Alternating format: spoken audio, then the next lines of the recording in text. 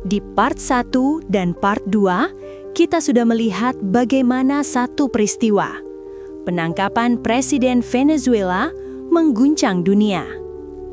Tapi dalam politik global, jarang sekali sesuatu terjadi tanpa kepentingan di baliknya.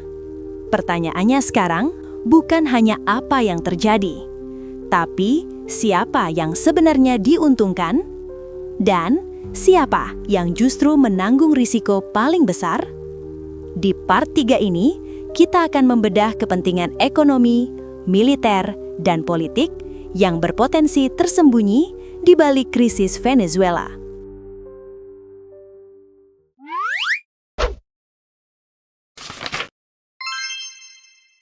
Bagian 1. Venezuela, minyak, dan kepentingan ekonomi. Venezuela bukan negara biasa. Negara ini memiliki salah satu cadangan minyak terbesar di dunia. Selama bertahun-tahun, minyak adalah jantung ekonomi Venezuela. Dan juga alasan kenapa negara ini selalu jadi sorotan kekuatan besar. Ketika sebuah negara punya sumber daya strategis, maka krisis politik di dalamnya jarang sekali hanya soal politik dalam negeri. Akses terhadap energi, stabilitas pasokan, dan pengaruh di pasar global, semuanya ikut dipertaruhkan.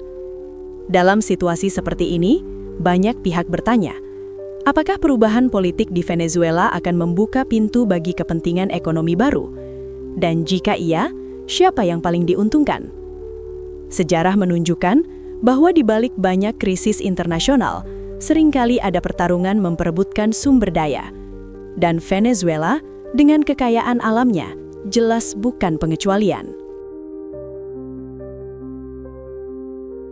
Bagian 2. Kepentingan militer dan pengaruh kawasan. Selain soal ekonomi, ada satu faktor lain yang tidak kalah penting, pengaruh militer dan posisi strategis. Amerika Latin selama puluhan tahun selalu menjadi kawasan yang sensitif dalam politik global. Setiap perubahan besar di satu negara bisa berdampak ke negara-negara tetangganya. Dan bagi kekuatan besar dunia, pengaruh di satu kawasan seringkali berarti lebih dari sekadar satu negara. Jika satu kekuatan bisa memperluas pengaruhnya atau mencegah rivalnya masuk, itu sudah dianggap sebagai kemenangan strategis. Disinilah krisis Venezuela tidak lagi terlihat sebagai masalah lokal. Ini berubah menjadi bagian dari permainan catur geopolitik yang jauh lebih besar. Setiap langkah dihitung, setiap reaksi dipantau, dan dunia hanya melihat hasil akhirnya di permukaan. Bagian 3. Kepentingan politik dalam negeri negara besar. Krisis internasional juga seringkali punya efek ke politik dalam negeri negara besar. Sikap keras di luar negeri kadang dipakai untuk menunjukkan kekuatan di dalam negeri. Bagi para pemimpin, tampil tegas di panggung global bisa meningkatkan citra, bisa mengalihkan perhatian dari masalah domestik, atau bisa memperkuat posisi politik mereka. Artinya, keputusan besar di level internasional tidak pernah murni soal luar negeri saja. Selalu ada perhitungan politik di baliknya. Dan dalam kasus Venezuela, banyak analis melihat bahwa dinamika ini juga ikut bermain. Bagian 4. Siapa yang paling beresiko? Di tengah semua permainan kekuatan ini, ada satu pihak yang hampir selalu paling terdampak. Bukan para politisi, bukan para jenderal, tapi rakyat biasa.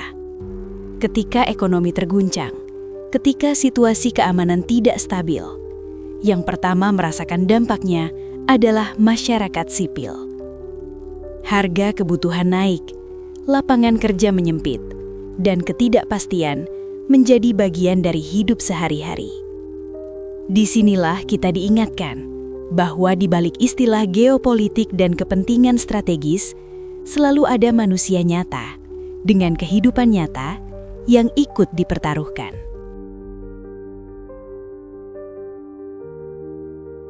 Bagian 5. Dunia menuju arah mana?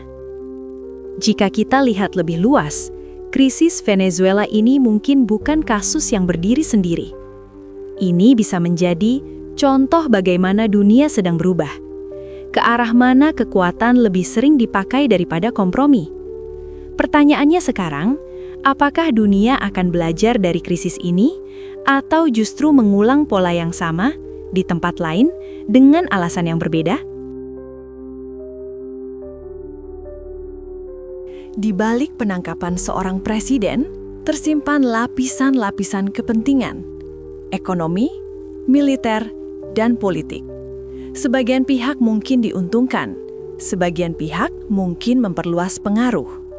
Tapi selalu ada pihak lain yang harus menanggung risikonya. Sekarang aku mau tanya ke kamu. Menurut kamu, siapa yang sebenarnya paling diuntungkan dari krisis ini? Dan siapa yang paling dirugikan? Tulis pendapatmu di kolom komentar.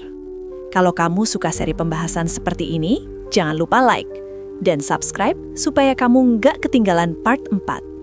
Karena di part 4 nanti, kita akan bahas apakah dunia sedang menuju era konflik baru atau justru menemukan keseimbangan yang baru.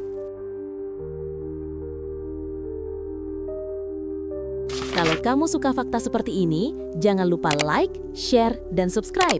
Karena masih banyak fakta Indonesia lain yang bakal bikin kamu tercengang.